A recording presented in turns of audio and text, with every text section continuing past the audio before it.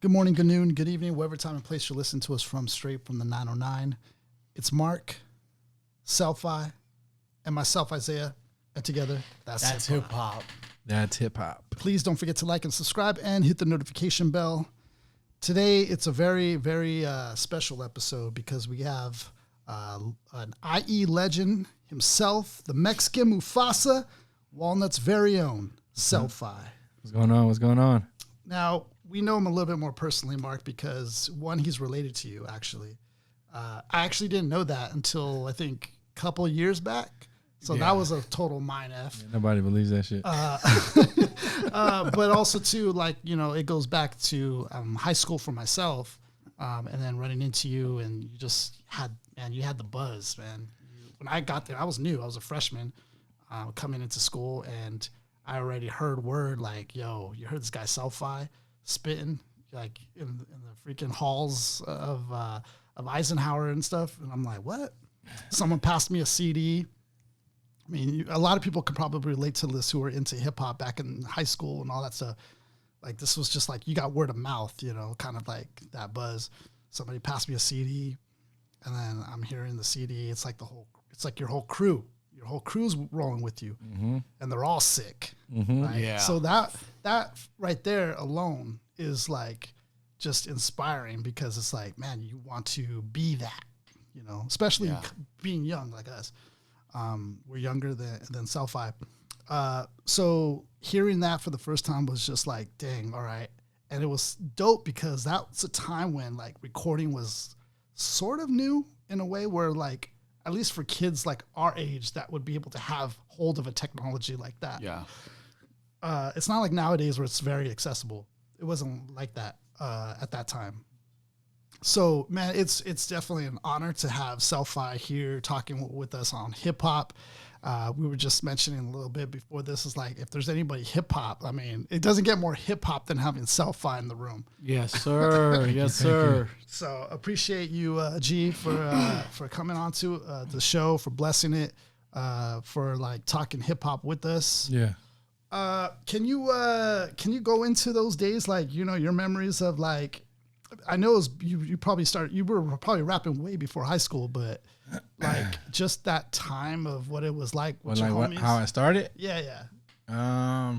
Rapping. Maybe around 12 years old. 1999, maybe. And it just happened, or did it just like? Yeah, I just woke up one day like, nice. Yeah. Just woke up and was just like, yo, I got bars right now. Hey, just woke up in the morning. Hey, yo. It was my older brother. Okay. My older brother Els. Shout out to him. I remember him, and then Big Head Ray, Puerto Rican Ray, lived down the street. I hope he's wherever he's at. I hope he's, shout out to him. And then they had came home, and my pops had like this big stereo in the living room with like the two speakers. I don't know if they had like a CD or a cassette, but I remember they had the instrumentals to Mobb Deep, Murder Music. Murder Music had just came out. Sick instrumentals, Yeah, too. they had Murder Music had just came out. So whatever year that came out, that's when they were just freestyling over that shit, and I was like, damn, that's what's up. Like, that's dope. That shit, it was real dope, you know? Yeah. And then I would also It's go like to the school. epitome of boom bap right there. Yeah. Like, And then also in Casera, like when I would go there, we sit on the ledge, kick with the homies. Like I would recite like old lyrics from songs, and then people would be like, damn, I like when you say it. I'm like, yeah, I like when I say it too.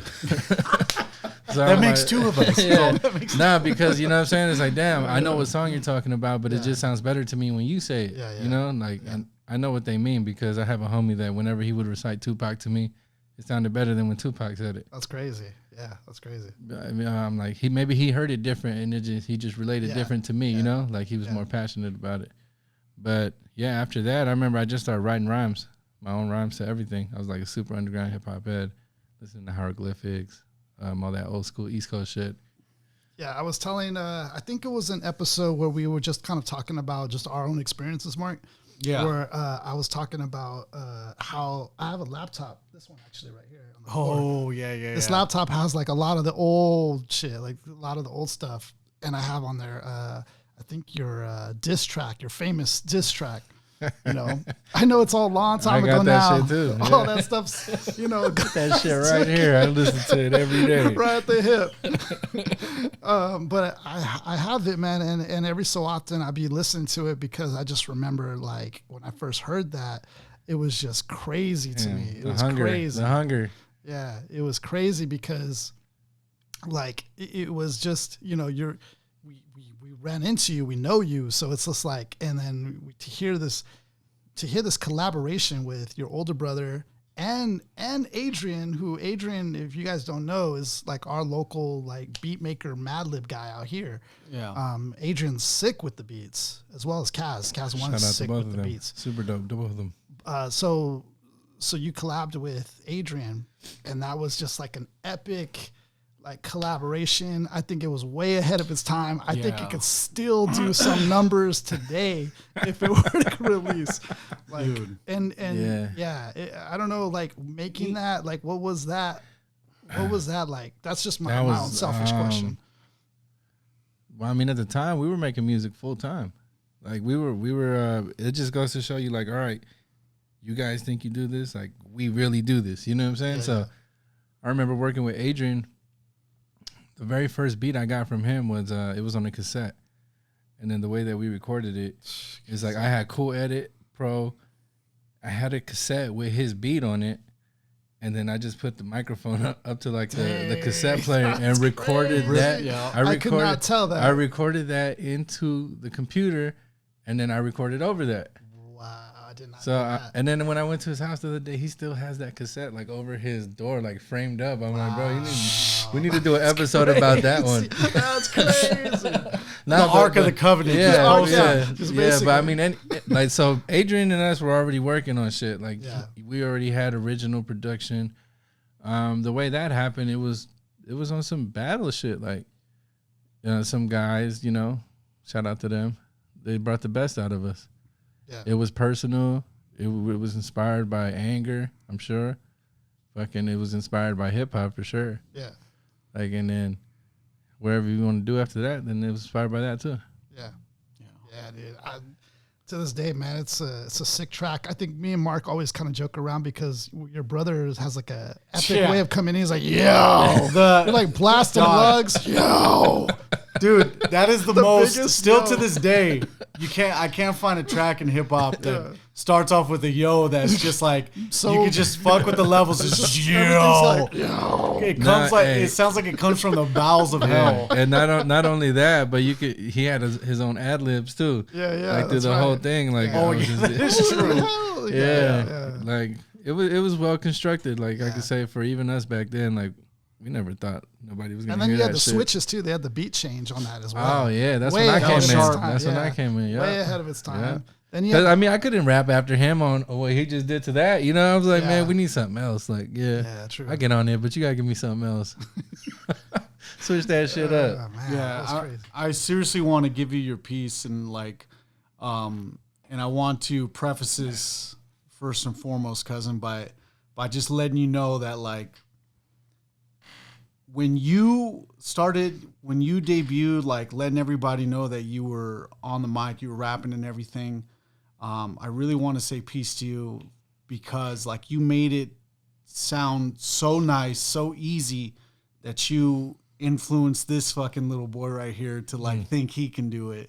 So it was just like, I know I never told you like this in person or first and foremost, but it's like, I want to give you your props, bro.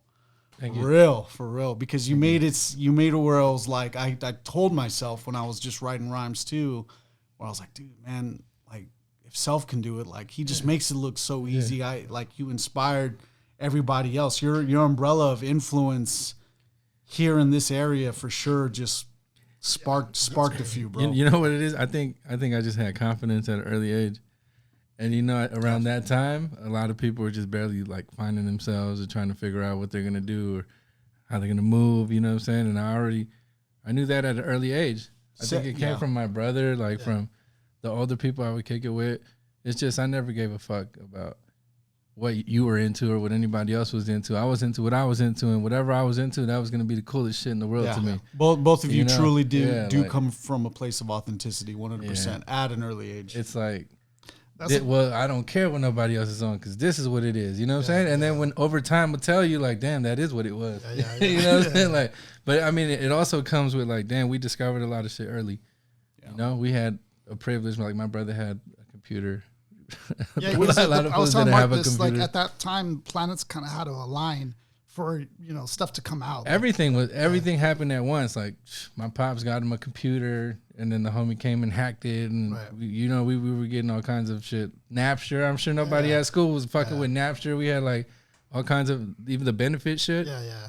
Shit was getting downloaded fast. Yeah. So we were just consuming all this shit fast. So we just had, it's like social media before social media. Right. Yeah. We had internet, so we were able to listen to shit from New York. We were able to listen to shit from overseas when everybody else could just listen to whatever was on the radio. Whatever was on the radio. Like there was no yellow tape at that time. We were listening to all kinds of shit. So we were influenced by all kinds of shit. So I mean, it really wasn't fair. Like it was like we had a one up. That's what's dope too is that your whole family. It's like a family affair. Like your brother was doing it. Your younger brother. Nah, he definitely wasn't with the rap shit. Crazy. How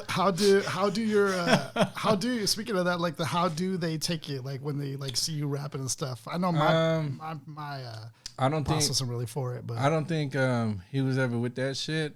Not until he seen how other people would treat me, or they would tell him. You know what I'm saying? Like I remember one time at my brother's baby shower, people were coming up to me and shit. They're like, "Oh, yo, what up, Celphi? Hey, man, that's your son." Like, "Oh yeah, man, I fuck with his music. Like, hey, man, I fuck with his music." Yeah. And he's just seeing this shit over and over and over and over, and then he's like, "Damn, like I guess they really are doing something," you know? Because then I seen him come around like one time and then tell somebody he bumped into, like it was like this mechanic like at a shop. He's like, "Yeah, I haven't seen you since we were kids. Like, fuck, what you been doing?" Like, "Oh, I've been doing this." And he's like, "Oh, yeah, I got my shop." He's like, "Yeah, my kids make music." Like he said it kind of like proud. Like, so I think he never really told us anything, Yeah. He just let it ride, but I know he sees it. Yeah. He's seen it go from like, oh, they're just fucking around to like, oh, shit, maybe they're actually pretty good at this. Yeah. And that's dope. I mean, I think, I know your younger brother Edgar, been putting out a lot of stuff, man. Yeah, hungry. Yeah. Hungry. That guy's a workhorse.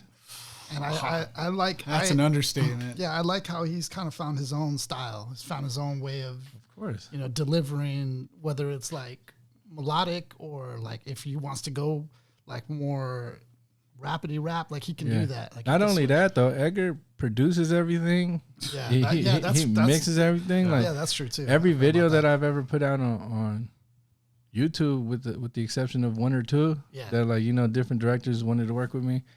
They're all shot and edited by Edgar. That's crazy. Like if it wasn't for Edgar, I would have probably no content out. That's crazy. Yeah. So, and I remember, what's crazy is like I've seen him grow into that. Yeah. Because he came up inspired by me and my older brother too, just like you guys, but he's a little younger than you guys. So he would listen to all that all that parts of speech shit. Yeah. One of my biggest regrets was battling me? No. I didn't battle you, dude. I didn't battle you. I didn't battle you. You know what's one of my biggest regrets? Battling me? That was a good one. I remember. I didn't battle you. Let's take it back down memory lane. I want to hear Celphi's perspective. You remember the cipher? It was a cipher. All right, you remember the cipher. I remember the cipher. You might have said something to me. I might have said something back. I don't think I said nothing to you like that, though. I don't know. Nah, I didn't say nothing to you like that. I know better than that. There's two sides to every story. Right. Dude, I would know better than that, dude. Right. I wouldn't be trying to say nothing to you like that. Nah, but I do remember the cipher. I mean, since you brought it up, I was telling Mark about this. It's like one of the times that I remember is like in early days of ciphering, like one of those moments where it's just like, I wish I could take that back and like do it better. It's always those moments. But, it wasn't fair though, because I could tell that you were nervous, you know what I'm saying? And it's like sharks smell blood in the water. Yeah, and plus it's you and freaking table salt. Like, trust me, because it's been done to me. Like I've been humiliated in the cipher 100 times, Yeah. So then you know what to do. Like, all right, I got enough people around me. Yeah. All I gotta do is just say one thing to get everybody to go, oh, and then that shit like. Ooh. And you know what? That's why I never wanted to battle Table Salt, because first of all, Table Salt didn't want it with me, but everybody would always tell him like, "Yo, you got to battle Celph, or why don't you and Celph battle?" But Table Saw, you know, he freestyle forever. Yeah. But with me, it's like, bro, like, don't do that, because the moment you start to make me feel like I'm in a corner, like, I'm gonna get mean and I'm gonna get personal and like, like I'm gonna disrespect you, you know, like, don't do that, like, because it's a defense mechanism on my behalf. Like, I'm an asshole, you know, like, first and foremost, I'm good at talking shit. I'm gonna forget that you're my friend for a second, like, and so just don't go there, like, just don't take it there. We could just rap, not rap about each other. No, but it was cool because I remember, like, I think I was just leaving, but, you know, Celphi's the one that was like, yo, you know, because I think you knew that I knew how to rap somewhat. So you kind of invited me to the cypher. Yeah, I heard you guys, Nesquik, and then I heard you guys were the Artifacts? No, that would be a dope name, actually. Kinetics, though. The Kinetics. No, the Artifacts was the other side, the wrong side of the tracks. Architects was the other one. Yeah. Other side of the track. No, the Artifacts is an old hip hop group with 10 ones. The wrong side of the track. Oh, I see what you're saying. Yeah. So I mean, that was pretty dope though. You invited me to it, so that was sick. I mean, at the time there was a couple little different crews rapping. There was a lot. This was after 8 Mile though, man. Nobody was doing that shit before us. Yep, before right 8 Mile. You know what I'm saying? Like, I remember the fools originally that were freestyling at Ike. You had Mushfig. Mushfig always freestyle. You talking about this Mushfig? Yeah. Mushfig, Mushfig is a freestyle legend at Eisenhower. I didn't know that at all. Big time, bro. Yeah. My neighbor down there? Yes, yeah. Indian Mushfig? I did not know that at all. You never, we're breaking new ground here on that tip hop. I talked to You Mushfig. never freestyle with Mushfig? I didn't know. I didn't know. Oh, that dude right there, man. He probably never wanted to like. Before me, he was up there off the top. Oh, he predates you? Yeah. Oh, I didn't know that. Me, I didn't know that. Before me, Mushfig for sure was out there freestyling already. I did not know that. He was already. Hip Hop History Channel for that. Yeah, for sure. You had him. You had Marco. Remember Marco on the wrestling team? Yeah. He had that super East Coast style. I remember he battled Mushfig one time. And then he came out, and this is around the time when Signs had just came out, the movie with M. Night Shyamalan. And then he was like, I like where this is going. I like where the setup is. And then, what did he say? He told somebody else, he was like, man, your cornrows are more fucked up than the ones from Signs. Damn. And then I think Mushfig stepped in, and then he told Mushfig, he's like, you ain't no terrorist, you could bomb this dick. All that at the school. All on stage. Mushfig, my bad. That's but, funny. hey, I'll never forget. That's tight. Nah, and you know, like, this shit happened like what, 20 years ago almost? I'm gonna bring it up now. Like I didn't know that. 20 years ago, but like shit like that, like that's why it was so influential, because I still remember everything that motherfuckers embarrassed me with. Like, I could tell you bar for bar, but I'm not gonna do it. Yeah, we all not got gonna the ones give you that bait, the ones you know that what I'm stick. saying? Like, the ones that stick. except man. Ronald, man. Ronald had some real clever ones with me. He said, if your style was a plug, I'd sock it. Hell yeah. That's when punchlines, you had so much liberty on punchlines too. Like, yeah, because they weren't really used yet. You know what I'm saying? Like, used, now everything's like played the fuck out. yeah. I feel. Well, that's why I feel like after, Big L and everybody, like, then it's kind of, we've heard it now. Yeah, but going back to what we were talking about with Edgar, like, man, I've always just been like, turn the beat on, let me rap. That's always been my specialty. And like, I want to just do the verse, get the fuck on. Him, my older brother, they've always been more on the technical production side. Yeah. But I remember Edgar, we had like 4 or 5 albums in high school, and he just produced all of them, like 20 songs a piece. He was banging them out. Yeah. and then I remember, I think it was Curtis King. He came up to me one day, or he came to the house to record something for Edgar, and I'm like asleep and shit. I could just overhear him. He was like, hey man, I could tell, your brothers had a lot to do with helping you. They got a hand in what you do and shit. And I was like, hey man, make this distinction right here clear. Like, I never helped him. Never, bro. Like, he did that shit all on his own. Yeah. So he had one summer to kill. And Edgar was telling me, he's like, man, Marky, you gotta put something out. I was like, bro, I don't have a computer. I don't have beats. I don't have this and that. He's like, just come do it at the pad. Yeah. And I'm like, what? He's like, he just produced the album. This dude took 3 weeks and made a whole ass mixtape for me. And but that's a testament to what Celphi is saying right now. It's like the genuine hunger he has for the technical side and just for hip hop music as a whole. Edgar produced your Star Scream project? He did that? Yeah, he did the Castle Calamity. Yeah? Yeah, he How many produced all songs that. was that? like 17, 14 songs, something like that. See, that's what I'm saying right there. But he was just like so inviting to it when I was like so standoffish because I never wanted to put that on. Like I already had it written out. I never knew that. Yeah. Until I asked you one time and you were like, actually Edgar. Yeah. I was like, I just went there, took him out, grabbed like, you know, the price to it is I got to get him lunch. Yeah. I'd always get him lunch. I'd always feel like I had a definite. Because it's it's literally my pleasure to do that. But yeah, he was giving me pointers and all that, and I was always looked at him as an equal in that regard. So I was like, dude, whatever you think, whatever the vision is, it's like, and then we just like were in sync with that. Now we just knocked it out. Now for the love of it. I mean, one of my favorite tracks from both of you guys was Vintage Polo. That's like one of the like sick ones that just like kind of stands out. I don't know why, I don't know, the video as well with it, combined with it, that to me stands out. Vintage Polo? Yeah. That's the one everybody likes, man. What did you show him? No, my bad. Because remember earlier we were talking about when he deleted my brother's Mario RPG file. Yeah. So I texted my brother. I said, yo, remember? He's, I never knew it was him. So somebody deleted my Fallout 4 folder. It's probably so deep in his subconscious, like it couldn't have been Marky. It couldn't have been Marky. I don't remember that either. I think it was maybe just you in your head. You knew how mad Eddie would have gotten. Oh man. Dodged the bullet there. Up for 20 years, I dodged the bullet. Now I was just like went to it. I was like this. Vintage Polo. You want to start with how the song came about? Yeah. The song came about. I want to tell you just a little bit of my experience when I first, saw that video, heard the song. I was just like, man, they're doing something right now. Because that combination, you and your younger brother, that combination, it just kind of like hit a tipping point at that song. Like there was something different. Like I felt like that song's really fun to perform. I know what you mean. I incorporated Spanish with it. Yeah, that you did kind of a little bit. You know what you heard on that song that I don't think we do too much as artists. We just have fun with it. Yeah.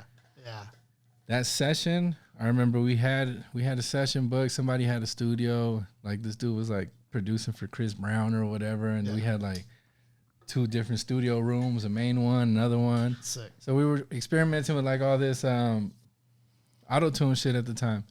And then Sosa, like I remember they would just load them up and we would just bang them out. So Sosa had that beat produced by Mars. Excuse me. And that was like the 3rd song we did that night.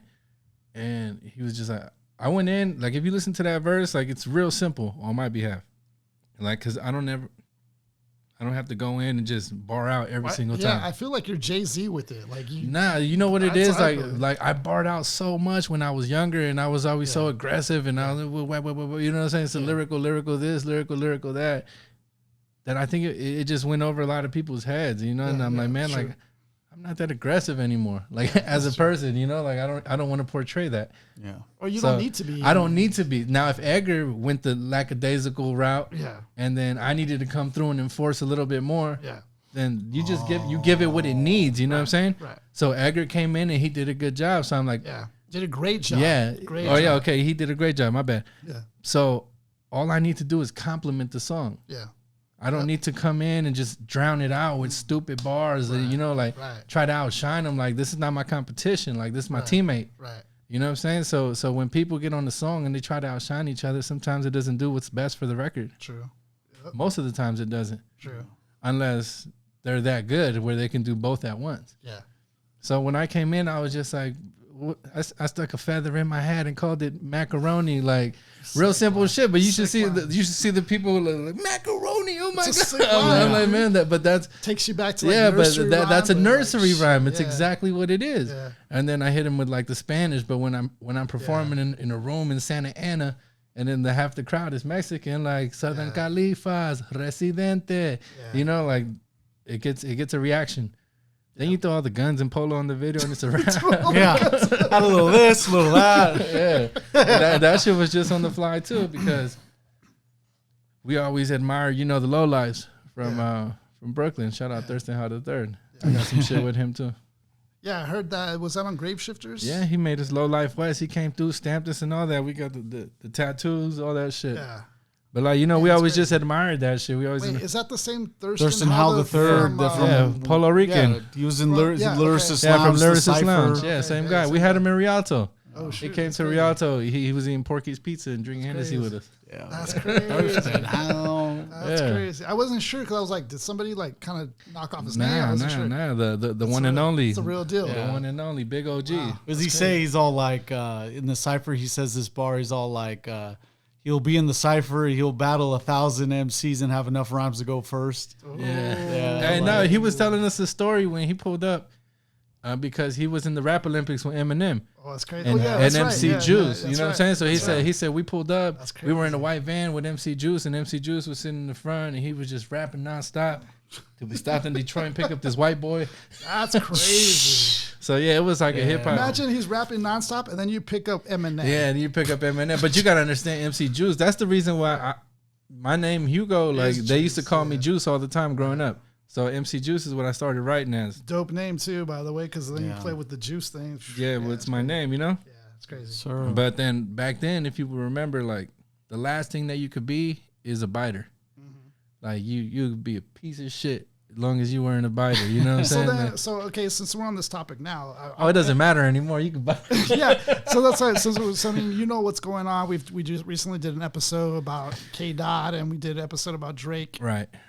Drake, as you know, what are your You thoughts don't about wanna Drake? know what I What are your think, thoughts about Drake man. right now? Yeah. Like, You don't I'm want just to know curious. what I. We need think, sound bro. bites, You G, don't come want. on. You don't want to know what I Yeah. think, bro. You Man, first and foremost, I think Drake is a lyricist. you think he's a lyricist? I for sure think he's a lyricist. He's an Okay. MC in every Okay. sense of the word. Wow, I didn't expect that. I didn't Yeah, expect I that. think I know Okay. he is. Okay. I've heard it. Okay, okay, okay. But what And about? K Dot as well. But what about your thoughts about the whole ghostwriting thing? Because people always say like, "Wow, you got so much Ghostwriting. When ghostwriters. all right, I'll tell you what. If we're in the studio and it's me and Sosa, and then he's like, "Oh, you should say this like this." yeah, that happens. That's ghostwriting right there. That happens. That's a ghostwriter. That qualifies you for a That's a ghostwriter. ghostwriter. Yeah. Credit or whatever. Yeah, whatever. even if you're in the studio and you came in with like a pack of cigarettes and then you Yeah. know I mentioned that shit, like you inspired me, like Yeah.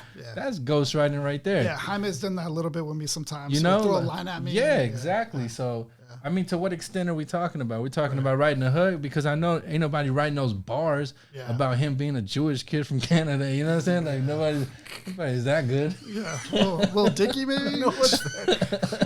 Like who's Lil gonna put Dicky's just themselves in ghostwriter. nobody's who's gonna put themselves in those shoes. So Okay. I say that to say this. Everybody always wants to take the hip hop card from Drake. Yeah. Like he's not this, he's not that. And that's he's what it is right he's now. yeah, That's you know, what it he's is. not this, he's not that. But he had a #1 record on the radio talking about I'm gonna spend another 10,000 for Dilla. You know what I'm saying? Like who's you know what I'm saying? He always said Fonte from Little Brother was his favorite rapper. But what about the whole? He's used. And I'm playing devil's advocate, but Yeah. he's used the whole Tupac AI thing. You know, how did you Well, feel about I mean, that? I Being a think he West did. Coaster. I think he did that as a chess move. Like I didn't like the song, obviously. Yeah. I just think he did it before they did it to him.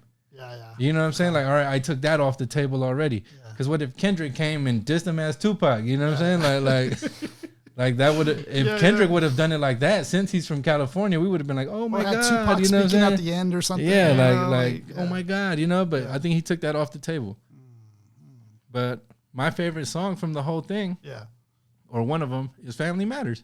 I mean, it matters. Yeah. All right. Yeah, I liked the song too when it came out. It's really good, but the thing about that is that strategically Kendrick didn't let it breathe.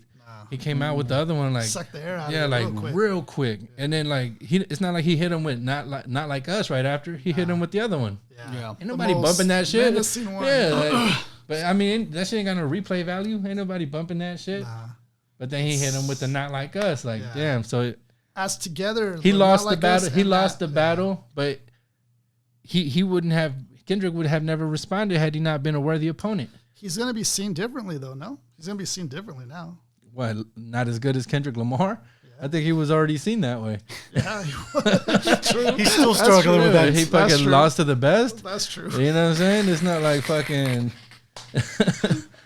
He at least got a good hit in with his. yeah. with You his- know what I'm saying? It's like Mayweather. Like damn, we knew he was gonna. Does- We want to see him lose, but fucking like Does the war continue though? Does he still like? I'd hang my hat, fire bro. shots at him. nah. Like what for? Yeah. The people have spoken, so nothing that Drake does at this point is even gonna help him. Yeah. You're better off just going back and doing what you do. But do I think he's done? No, not at all. Okay, what are your thoughts about J. Cole then? And his like grippy and all Man, what a fucking pussy. That's a hot take. That's the hot take. First of all, let me ask Celphi this one. Okay, so him bowing out, what were your thoughts about that when that happened? Him bowing out. I mean, he explained it. He explained it himself. He was his heart was never in it. Yeah. It was just him listening to people around him like, yo, you're not gonna say nothing. You're not gonna say nothing. Like, I'm pretty sure they say Schoolboy Q talked to him, right? Yeah. Who knows? Yeah, that's the rumor. Who knows what was said? That's but the rumor.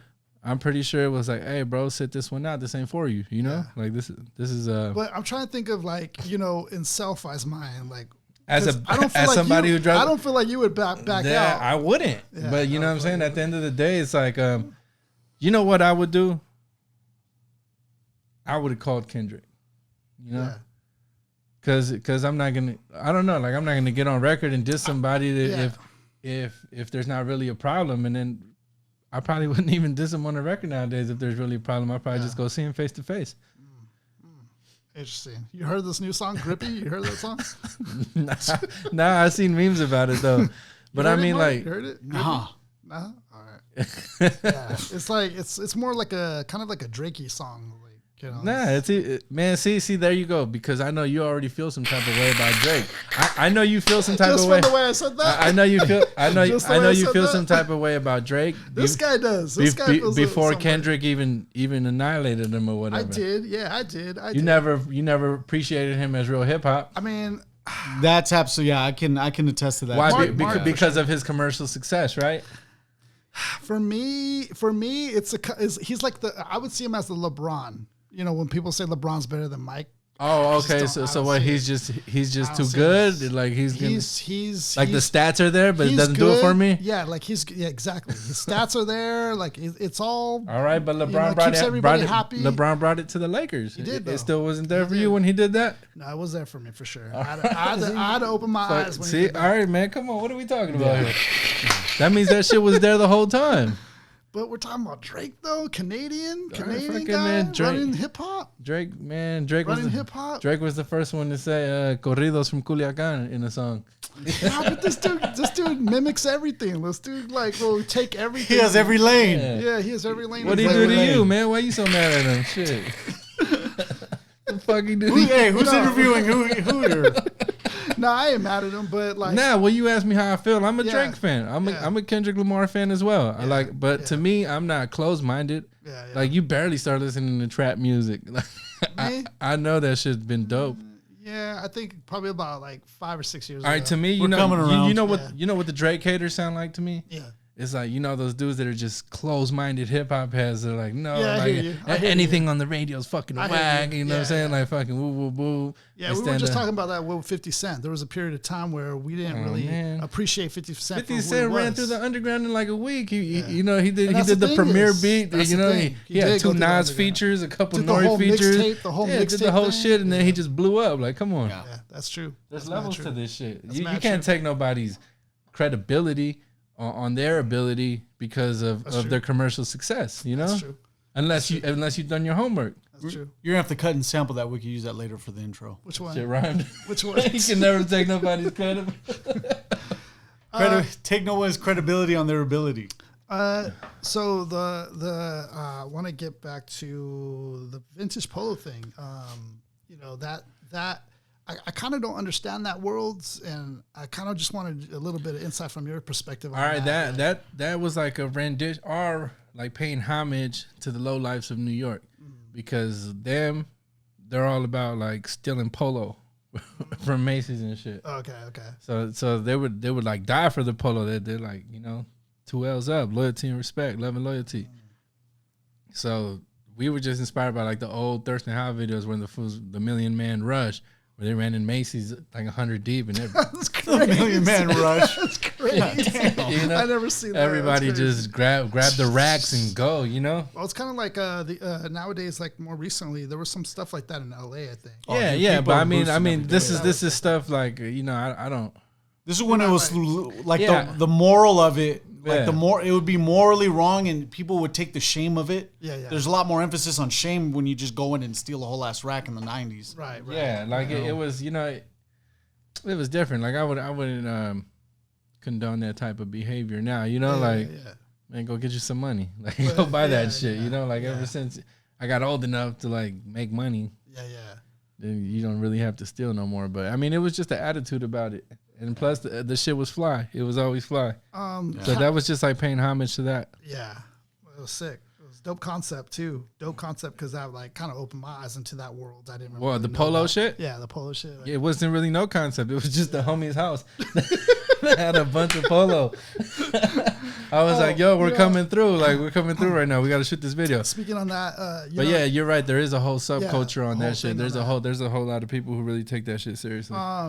One of the things I'll credit you for, as well as I'll credit Hector for, like you guys have, and this is a certain aspect to an MC's the fashion part of it. Right. Yeah. You guys were Celphi has that. Right. Fucking light years ahead. Well, you know what? I think that goes back to like the low life shit because back when we were in high school, like statute of limitations. Yeah. Allegedly. We stole a lot of shit. Yeah. Like we were like shop kicks, lifting, I'm yeah. talking shit. Fuck, I'm sorry.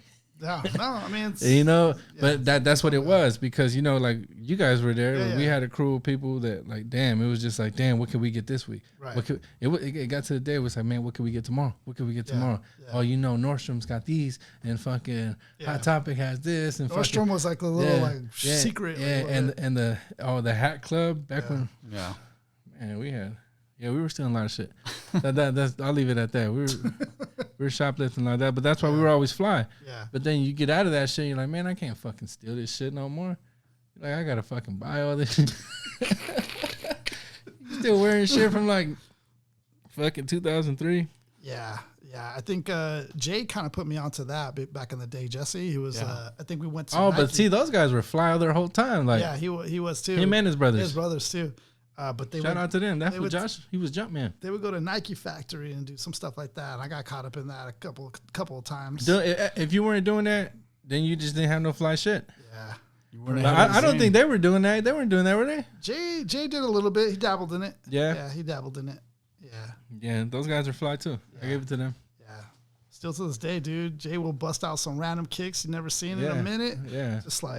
Just on a casual, Sunday afternoon. Yeah, R.I.P. Jerm, man. I think he before he passed, he was showing me he had like some Chad Muskas, like the circus. I'm like, damn. The zipper with the tongue. Yeah, some old Costins and shit. I'm like, damn. See, that's the type of shit we want to bring back. Peace to ES. R.I.P. Jerm. Yeah. No. That whole family, man. Those guys always been fly. They were always right there, like with us. You know what I'm saying? Like, on that level. I wanted to ask you something that I had on point of topic because it ran really important to me because as an MC growing up around the same time we were, rapping and stuff, the cipher, bro. The cipher was, to me, it was mad important. It was even like important to the fact where I remember one time I was chilling with Manifest calls me. And rest in peace to Manifest. R.I.P. to Manifest, man. I carried his casket. He hit me up and said, "Hey, bro, like your cousin and Table Saw are at someone's house in Rialto. You guys wanted to ambush us, and it was raining, and he's like, but they're gonna be rapping. I'm like, bro, I gotta go. So we just gunned it on a rainy fucking Friday night over there by Dollahan. On a rainy Friday night. At Junebug's house? On a rainy Friday night to go cipher with you guys. Hell yeah. Because of how it was just. That's how you earn your stripes, bro. It was important too because that was like the first time I see Table Salt. Like how Self was saying that this guy went forever. Yeah. Motherfucker went forever. He won't stop. Dog, it was crazy. There'd be no stip. I probably only kicked like two verses in the cipher because he went forever. That shit used to piss me off because we used to be in parts of speech together, and then we would be rehearsing like songs we recorded.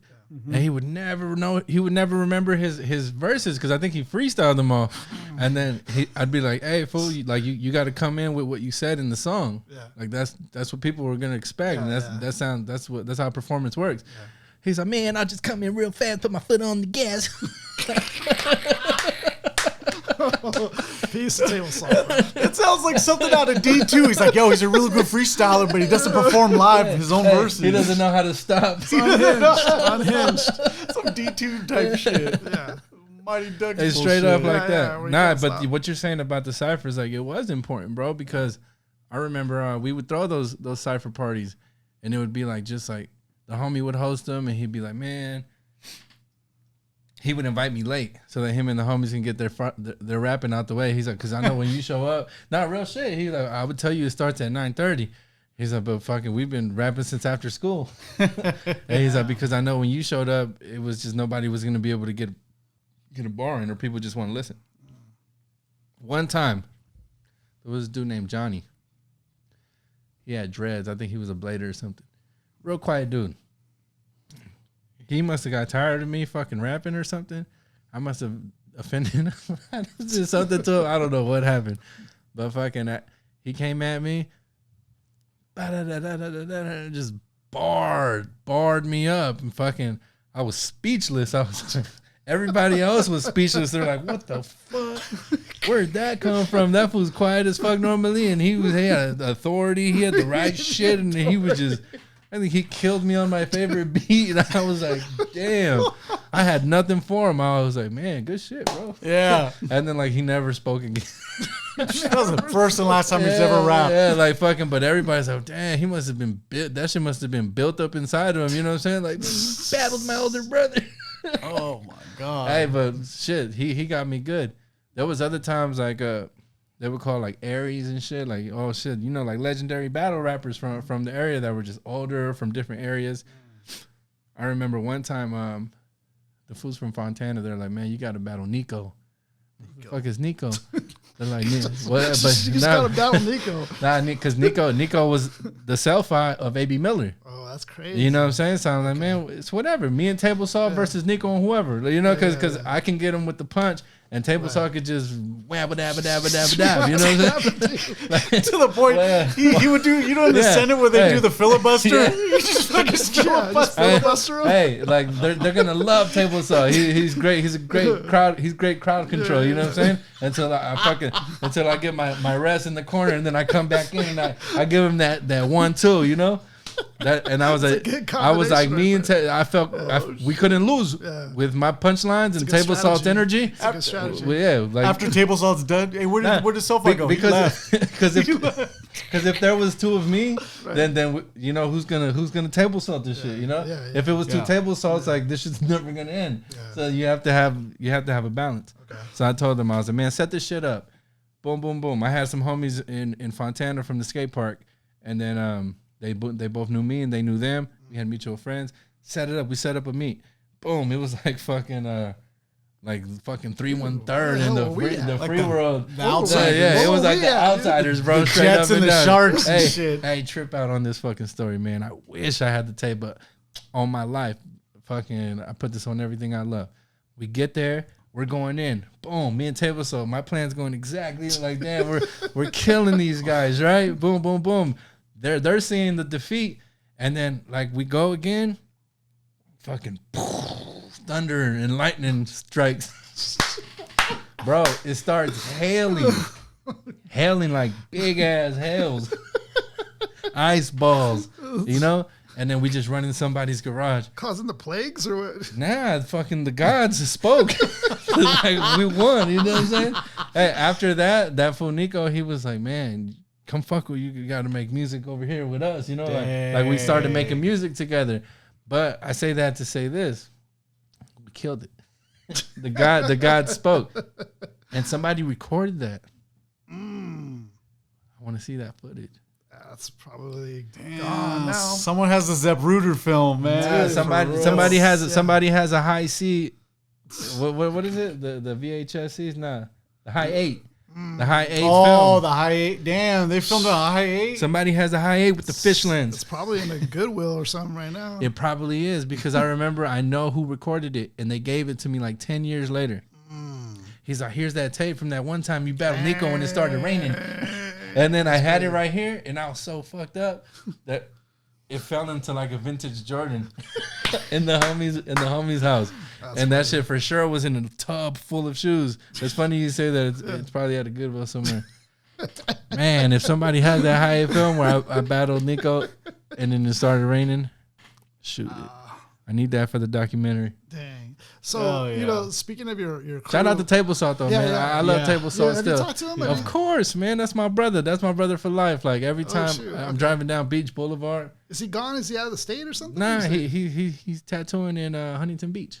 Ah, Huntington Beach, bro. He tatted me up not too long ago. He did my back. Oh shit. But yeah, he's tatted in Huntington Beach Players Club tattoo. Shout out to him. Still freestyling? Is it still like do it a little bit? Or? I don't know, man. I think most of the time when we get together, we just reminisce, you know? Yeah. We break it down about life and shit. That's pretty crazy. But I'm sure he'll still freestyle with you. Shit, that's Table Salt. Yeah, He'll never stop.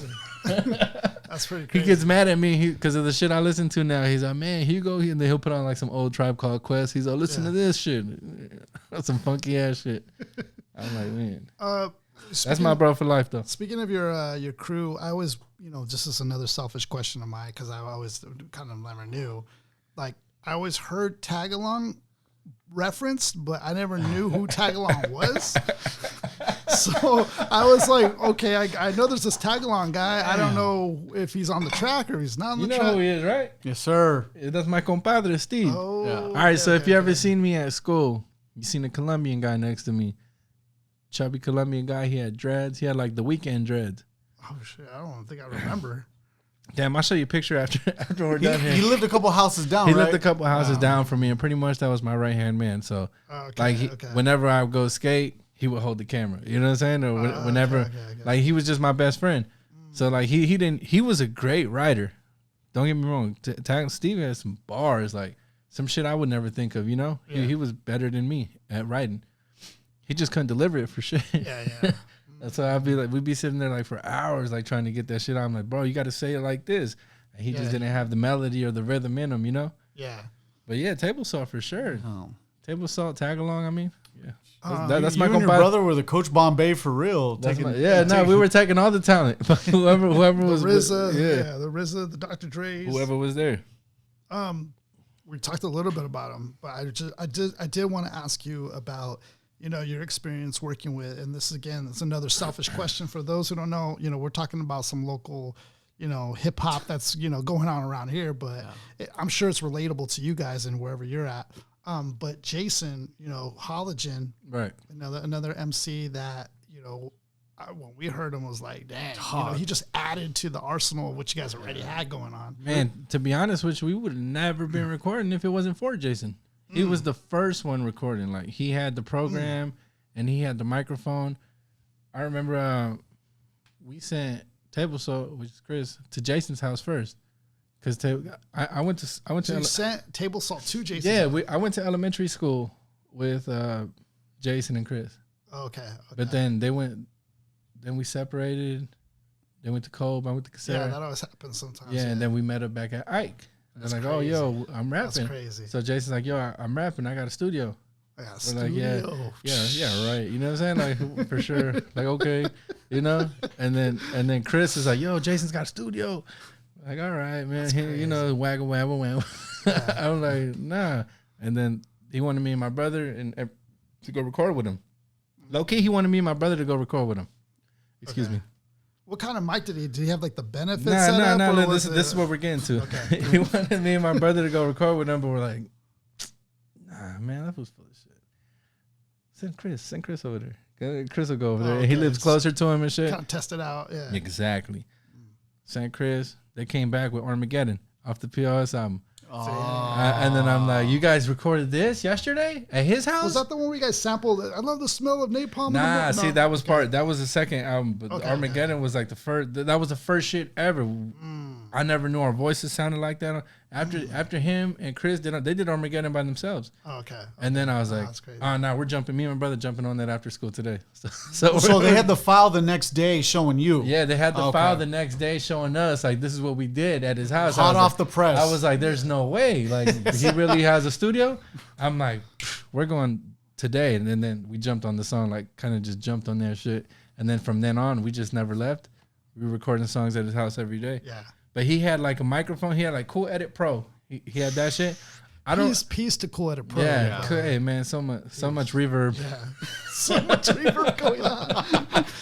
I don't remember if because I think they had a microphone for like the church group or whatever, but I don't remember if he had like an actual condenser or because I remember when we had Cool Edit Pro at my brother's setup. We didn't have like a real mic. We had the stage mic. Oh, okay. We performed half of that shit on the stage mic. You know what I'm saying? Well, you guys had a better mic. Remember the mic that me and Jesse had? Do you remember that little piece of Oh, shit you guys had like a little cup. Yeah, it was like a little yeah. I do remember that shit. I was like, nah, we got to record this at my house. No, we had Celphi over. Calling us off. Yeah, we had Celphi over, and he was just like, you guys really recording on this? This little piece of... I gave you guys a verse, didn't I? Yeah, you did. You still I said something about lungs blacker than Akon. Yeah, it was sick. Yeah, I remember that shit. Still give us a verse. But yeah, I remember those days, man. We were recording at Jesse's, but that's all we had was a little play. Yeah, so Jason Holligan was the first one to ever show us like, oh, this is what we sound like on microphones. Yeah. That should show us like, yo, you can actually produce your own shit and put your own shit out because... To be honest with you, all it was just getting on the computer early. Getting that right program. Without it, we wouldn't know. We didn't know that shit. Yeah, that's true. So shout out to him wherever he's at. But that's all I got to say about him. Sorry, there's something else I'm not laughing about. Okay, so why you ask me how I feel about Drake, but not about how I feel about Kendrick Lamar? Okay, no, let's go there. How you feel about Kendrick Lamar then? I feel like he's the greatest. Doesn't everybody? I think so. I think now it's like I think we, like you said, we already kind of knew that. See, but I knew that early. Yeah. I knew that way. Okay, and I forget about this. And that's a good segue because I mean, so when I first heard K-Dot, I honestly didn't really like it. I didn't like the style.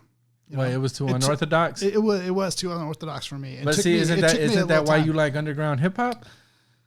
I feel like I like underground hip hop because it just feels like I could do it, That's why. So it felt like you couldn't do what K-Dot was doing. Well, with K-Dot, his style was just so different. Like it just wasn't to my liking, I think. Yeah. It didn't fit the mold of the perfect cannabis rhyme. It was unique. Yeah. It was unique. Cannabis to me is like, he's like, the perfection, I think. Can we take a break? Yeah. We'll bring it back in? Yeah. You need to take a bathroom break? I got to take a piss. All right, you guys are all out of Twisted Teas? For sure. Check. Can you hear anything? Yeah, I can hear everything. Okay, cool. Okay, so we took a quick little break. But what I was saying was with K-Dot, at first, and this is the same thing I had with DMX. I told Mark, I didn't like DMX when I first heard him just because it was too different that it just wasn't just didn't hit me. It wasn't for you. Yeah, it just wasn't for me. But later, and I think that's with any artist who's great. You start to see oh no, I get it now. So I caught onto the K-Dot train kind of late. I think until Good Kid, Mad City is when I actually came around. Okay, well that's around the time everybody jumped on him. Sort of, yeah, basically. I mean, he had the skill. He had the same skill set. Before that, we knew early though. Yeah, because we were right there, we were around that time with his camp. Yeah, you were literally right there. Mm-hmm. Literally. That's one of the things that I wanted to say. It was really dope that you guys got a track with him. That's kind of crazy, to be honest. Right really now he's on top of the planet. Yeah, that's really crazy. It is. That's just a trip. Yeah, I think it trips me out. I heard the track. The track is sick too, and I've heard him talk about tracks before that he's had, so many tracks he's done before too that are kind of lost in this stratosphere. But I know you guys got one with him. I am curious how that happened. I know you guys were recording in the studio, but I didn't know how did the interaction, how did the crossroads hit on that one. All right, so we were with Laylo Entertainment at the time. Shout out to Laylo. And we had a project. I had a project that needed to be mixed. Excuse me. And Sosa had a project that needed to be mixed. But I think this was for Sosa's project. Okay. The 2012 project, if I'm not mistaken. We needed an engineer because we already had all the songs recorded, but we just wanted a good mix and master. Right. We wanted Ali to do it because we already knew who Ali was. Yeah. He's a top dog engineer. At the time, Bells, I don't know if you remember Bells. He used to be on tracks with us, on mixtapes with us. Heard it. He does both, doesn't he? Sing and rap? Nah, he's just a rapper, but he dropped a lot of stuff with me, and I dropped mixtapes in high school with him too. Was that on Grave Shifters he did? He was on Grave Shifters, but even before that, like POS days. Before that? POS days. Back in high school, I had I had mixtapes with SEC and stuff like that. Okay. I mean USC. Yep. So Bells is pretty much some dude that I grew up with, and he's still to this day one of my favorite rappers, one of the most talented.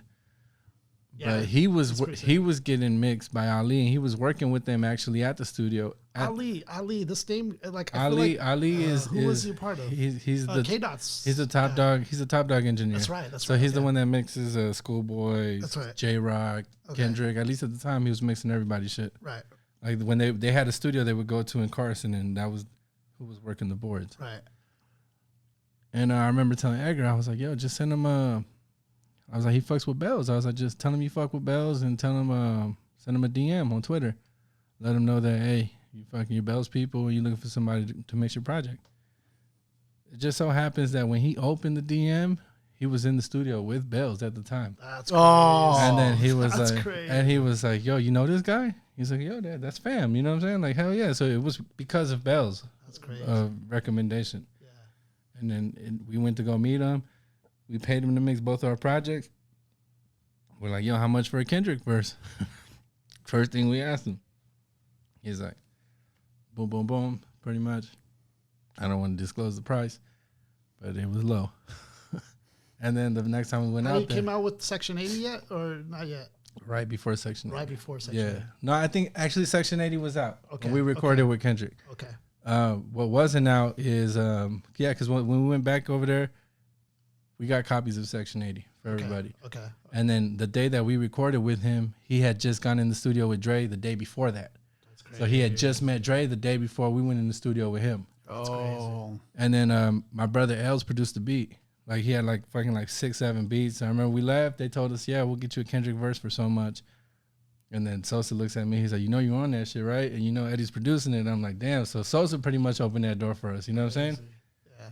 And yeah, when we came back, I knew I was dope amongst my people in my area and shit, but I wanted to see how dope I really was on a scale with because regardless of what people think, like we already knew Kendrick was that. We seen it early in him, you know what I'm saying? Yeah. We knew he was like. Did you guys actually were you guys actually there while he was pinning it or just kind of? Yeah. I was there because I didn't go in there with much written, so I didn't know what beat he was going to pick. So when he pulled up in the same van, the Good Kid, Mad City van. Hopped out, said, "That's crazy." Hopped out, said, "What's up, K Dot?" We went in the studio. He's a humble dude. Is he super humble man? Super. Yeah. Everything you hear is true. You know. Yeah. And then we go in the studio. He's you guys got beats? I was like, yeah, my brother made these. And then the first one that I knew he was gonna rap on, he's like, yeah, that one, load it up. And then he's your brother made this? He's like, hook me up with him. Boom. I'm like, damn, fuck. And then I wanted to go first. I didn't want to write because I wanted to see how dope I really was. Because I knew he wasn't going to come with no written shit, you know? Yeah. So I wanted to see if I really compared on that level to the people that are really dope like that. So you were going to write it at the same time, basically, as he was writing it. Yeah, exactly. Oh, exactly. Yeah. So when he picked the beat, I'm like, cool, let's go. Everybody started writing. Yeah. That fool beat me by 2 bars. He beat me. Barely beat me. But beat me by finishing his Yeah, run? he finished first, and he's all right, because I didn't want him to go first. We wanted him to go last. Yeah. But he finished first, so he had home. I mean, it's his studio. Right. So they go in there, and then he's recording with Ali, boom, knocking this shit out. I'm like, damn. Then I went in after him. We did the hug. And then when I'm in there, fucking, he's looking at my brother and my manager at the time. He's like, yo, there's real spitters out there. You know what I'm saying? He's one of them. So to me, that's validation that was just for me. All right, cool. Now I know I'm on the level. You know, because you Can know, you just even imagine that? yeah, because Like, you know you're on the level with people around you. Yeah, You know yeah. what I'm saying? And it's like they used to tell me this as a skateboarder. It's like, man, you're never gonna get better if you're just the best where you're at. Like, you got to go where people are better than you. Yeah. Like, I'm just trying to think about that. That's like, you know, I mean, whatever your favorite rapper, like, just like one of the best. To even validate that is even crazy And in itself. Like, But see, he wasn't like, the world didn't see him as that at the time. At the but time we they didn't already see him. knew. You know, we knew. Dre knew. Like, everybody around him Yeah. knew. Like, this is the one. You know what I'm saying? Like, this dude is the one. They needed a Compton guy, because as much love as I have for Tupac, and same thing with Kobe, with the LA guys, but they're not really from LA. yeah, Kendrick is Yeah, but I mean, above all that, man, the talent overshadows all that. But that's still different. It's slightly different because, you know, not taking anything away from Pac or Kobe though. Love them. They're basically now like LA. But just it is slightly different that, you know, this guy has that sauce, but is also too on just to add just another. Yeah, that's just another stamp of just a certification. little, Because that's a lot of thing that we have with us too. Is like, we're not from LA, you know. Yeah. So they always looked at us like being from the IE. Like, That's true. like you guys are over there. You guys are lame. You guys are this. It's you guys like are New that. York to New Jersey. You know, it's kind of like you're. Yeah, but even New Jersey is a major city, you know. Yeah, our city's not I think we got more respect now, but it definitely wasn't like that. True.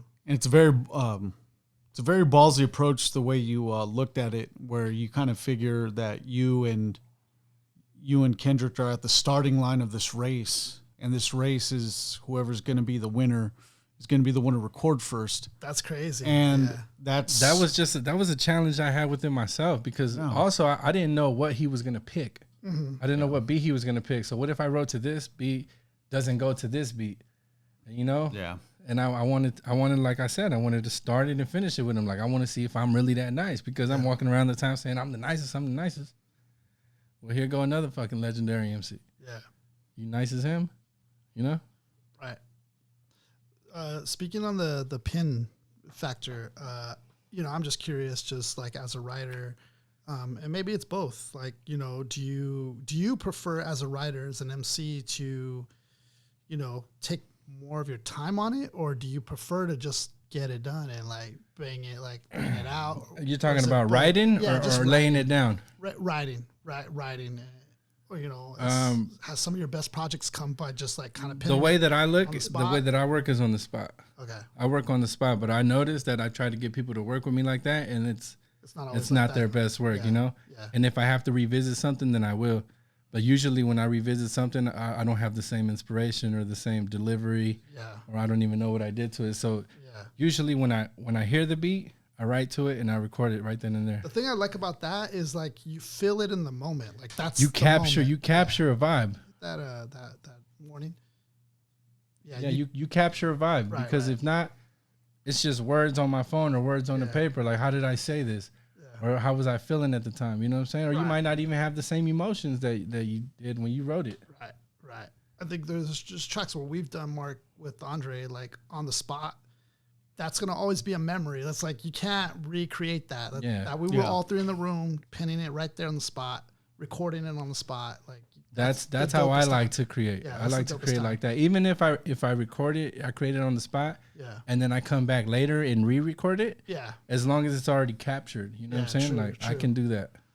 You've had instances though too, like where you do take your time with it. When I started, I had notebooks full of shit. You know what I'm saying? That I would just rap over everything. But now I don't keep extra writtens. Like, I don't waste writtens. Like, whatever I write is going. Gotta be lazy. It's gotta be, you know, because I don't. How many bars I got left? You know what I'm saying? We're not wasting shit around here. I already said a lot. Talk about. I wanted to talk about Cali Goldmine and just. You know, I think I mean, forgive me if I'm wrong on this, but I think it was a single, but you did a music video, and I think it was with CAS1 in there. Some of your other homies, Edgar Sosa was in there. I remember that coming out pretty early, and like, just, I mean, what was that to you? Like doing a music video? I think that was the first like official music video I saw, I think. No, I think you guys had a music video before us. Yeah, but still, like, I think that was like, I don't know. For me, I feel like it was like one of the first real like official kind of ones. Yeah. You know, like That shit was dope, man. It got a lot of good feedback. That video was actually shot in the same room where we shot Vintage Polo. So you see all the vintage clothes and shit. Yeah, it's the homie Touch's house. Okay, I didn't know that. That's pretty dope. Yeah, you had a lot of like, fly shit in there. You had It was just about fly shit, and it was around that era where like, Wiz and Currency were taking off and shit. Yeah. Everybody was bringing it around to the fly shit. Dom Kennedy. Yeah. It was a sick like music that. video. It was a good beat. It was a good song. It was a good video. That leads into the next thing I was kind of curious about is like you and CAS1 and that relationship, because I think that you two together is like a special chemistry. Like Kaz is already sick with the beats, man, but you and him combined is a special dynamic because you're bringing that like Cali, like Mexican, like chopping it, while he's bringing like that side of it, but on the beat end. Yeah, and bringing that real that's gritty funny. sound. That's a funny relationship. Yeah, I like it, man. It's a Kaz is the best, man. Kaz the best to me, Yeah, like he's on it, man. We've made some really good shit together. And he's been on it. Yeah, he's been on it for a long time, man. To me, he's like our alchemist, Yeah, exactly. That's a good comparison. Excellent. Very much to mine, at least. Yeah. Everybody always get mad. They're like, man, you always get the best cat. I'm like, bro, you guys passed on these. Yeah.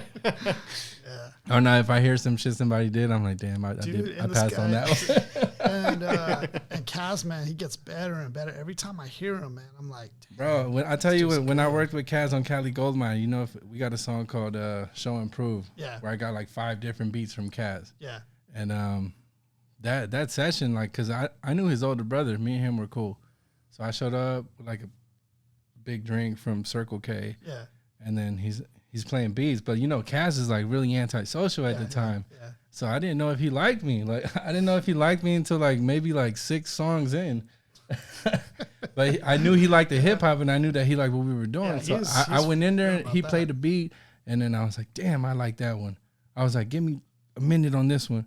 And I was like, and then put 30 seconds of that one, and then put another minute of this one. And then like we just chopped, we like did this like whole like kind of like a game 300 bars and running thing that I did with Show and Prove. That was the first song me and Kaz ever recorded, where we chopped like 5 different beats.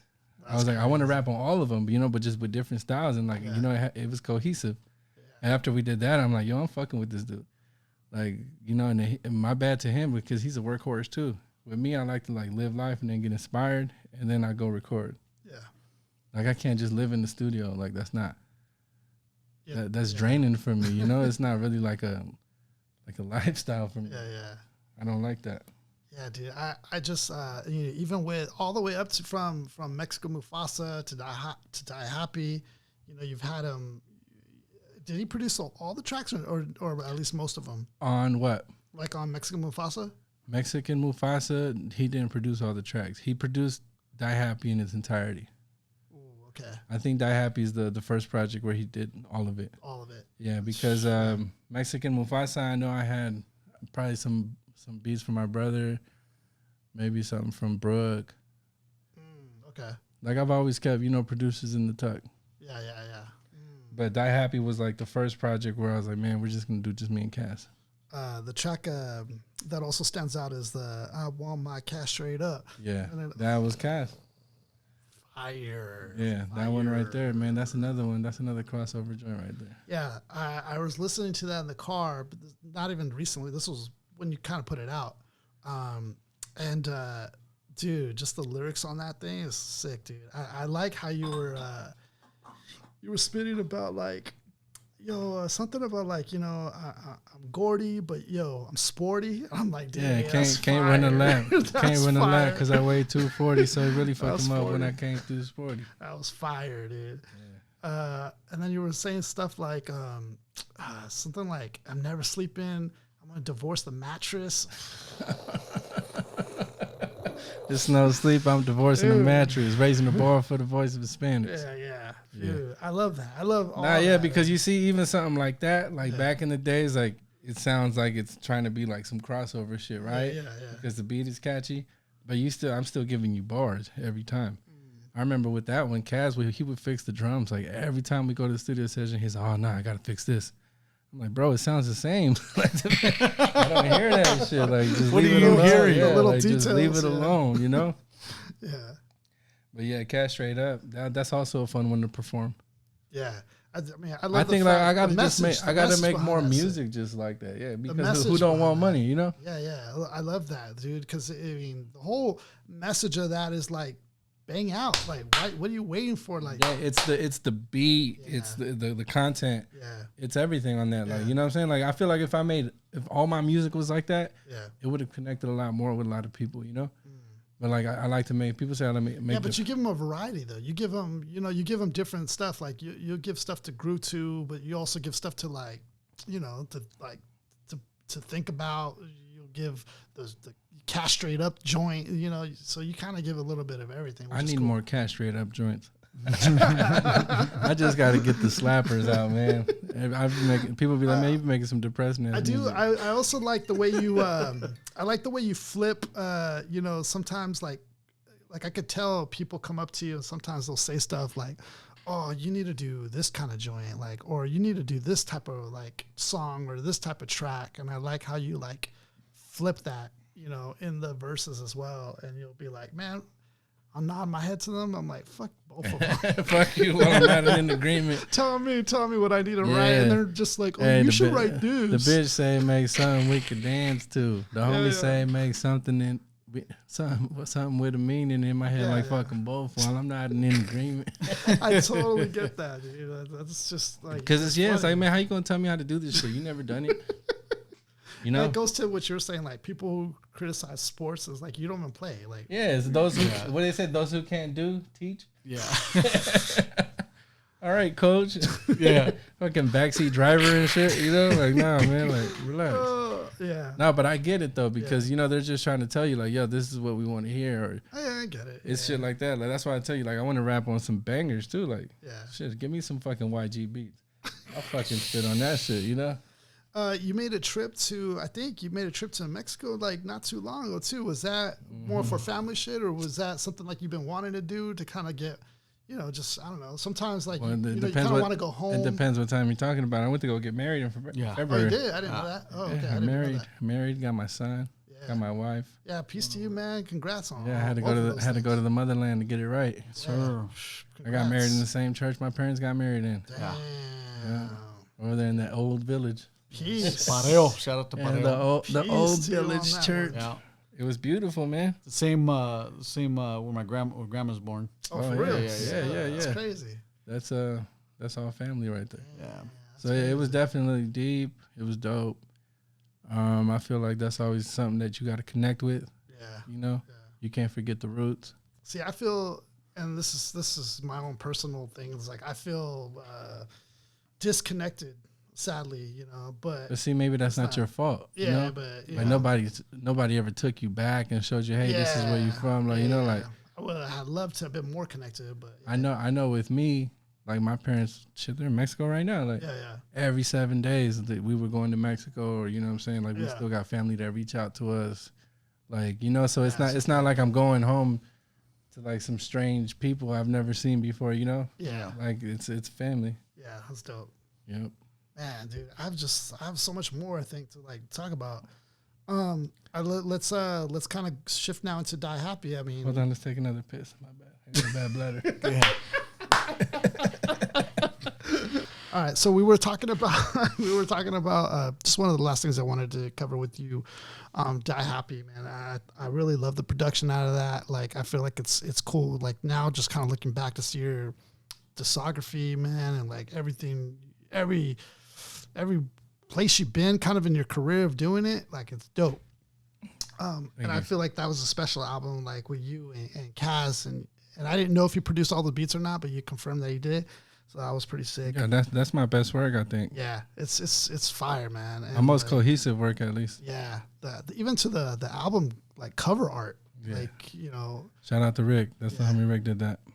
And how do, like, when you're working on an album like that, are you thinking already of the concept, or how is that coming to you? Is that like you do a track? Die Happy was always my detox. Okay. So if you hear me reference like that album, 4 or 5 years in the making. Okay. Like I have reference tracks. Is that like why you're already like working on another album? No. Well, I'm working on things simultaneously. But with me, like Die Happy was always like my detox. Yeah. So I might make a song with CAS, and it was like I might reference Die Happy, or if I'm putting out Mexican Mufasa, I'm like, wait till Die Happy. You know what I'm saying? Like that was just something like to get people. I wish I had the new thing now. Yeah. So I can reference it. But to me, Die Happy was always gonna be a thing for me. So it might be Die Happy too. Like I just love it. Like when I did the merch, I sold out. The cover was dope. Like it was just, to me, it's like my favorite songs. Actually, Mexican Mufasa was like a compilation of songs that didn't go on Die Happy. You know, like I would just save the songs for Die Happy. I was just saving songs for years for Die Happy. Dang, dude, that's crazy. Are you? Is there a music video? No, huh? Not for Die Happy. Actually didn't have a lot of videos, man. Which is where I fucked up. But I mean, I'm independent. I can always drop a video 10 years later. Yeah, for real though. Yeah. But like right now, me and Sosa, we got like a whole project damn near done. Yeah. You know. So me and Sosa are gonna drop something soon. Me and Finesse probably sooner than that. The last thing me and Finesse dropped together was called the Casamigos. This one will probably be like Tequila Boys, or Tequila for the Pain, Umbrella for the Rain, something like that. Sick. Yeah. But we already got a collection of songs. Like I always got shit done. It's just putting it out for me. Yeah. That because like if I don't put it out with the proper videos or the proper things, like I feel like it just gets overlooked. Yeah. How do you, like because I've been writing lately, and I told you I just been dropping some stuff just because I'm tired of waiting for it. But like the patience, dude. Like, how do you have the patience when you got songs? Like, it's hard to keep it so on lock, dude. Like, how do you manage that? Well, I guess I have, like you said, I'm working on so many different things simultaneously. Yeah. That I'm like, yo, this one's going on this, and this one's for this, and this one's for that. Like, trust me, whenever I'm at home and we're chilling like this, like I'm playing all my shit for everybody. Like, I'm my biggest fan. Yeah. So that's sick. I think I don't like to put it out until. So you have it like all constructed. Everything is dope. Like you said, when I dropped Die Happy, my cover was dope. Yeah. You know what I'm saying? My merch was on point. Yeah. I had quality shirts. I had quality hoodies. Yeah. Like everything's got to be on point for me to drop it, to move to the next step. Yeah, because that was fire. Because one thing that's always been big for me is quality. Mm-hmm. Even when I was younger, like even in high school, I was paying for studio time. Like I was going to like this lady in a bunker. Oh no, she what are those things called where you keep the planes? Oh, a hanger? A hanger, yeah. Oh, okay. Yeah, a bunker.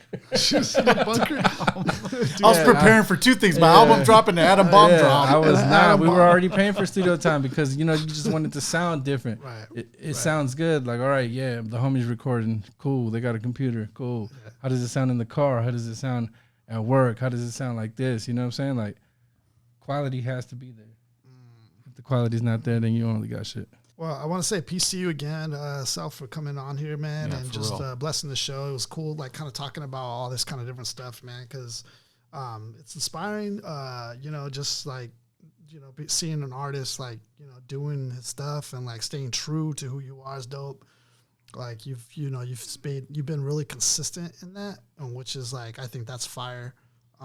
Thank you. And it's dope, man, because like, it shows that we really got some sick ass talent out here, dude. Yeah, it's crazy, And so, yeah, dude, I think, man, the IE's lucky to have you on, or to claim you. Yeah. And man, I just hope you just keep doing what you're doing, man, because it's inspiring, man. Thank you. All the music that you've been putting out. Thank you guys for having me, man. And I haven't been as consistent as I should be, but that all comes with the art. Yeah, and then plus you, like you said though too, it's like you got to live life too. Yeah, we're independent, man. It's not like anybody's checking for my shit. No one's sweating you for fucking pressing albums. Yeah. But it's dope that even in the midst of life that you still can put that because it's hard. Yeah, because you grow with it. Yeah, it's like, all right, what do you talk about now? Like, I can't talk about the same shit I was talking about when I was in high school. People are like, how come you don't rap like this no more? Right. I'm not that person anymore. Nah. Yeah. I'm rapping about shit. My son's car seat. I can't really lean back. You know. Oh yeah. Yeah. Really quick, can you just let people know like where they can find your stuff at, or if you have like. You can find all my music on any platforms, unless you're looking for the older stuff. You can find the old mixtapes on celphi.bandcamp.com. Other than that, any streaming platform, just look my name up.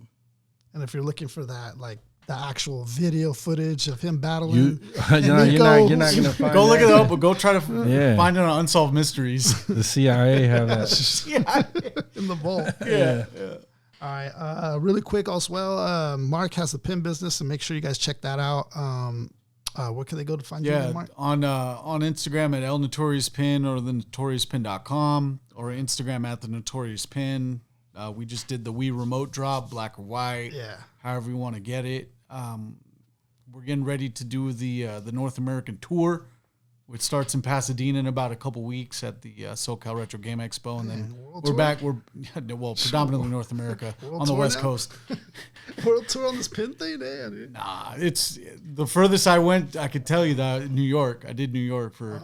That's big time. Yeah, did that for a little bit.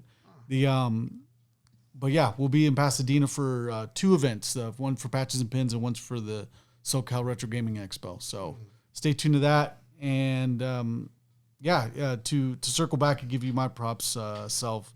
It's definitely great to have you on.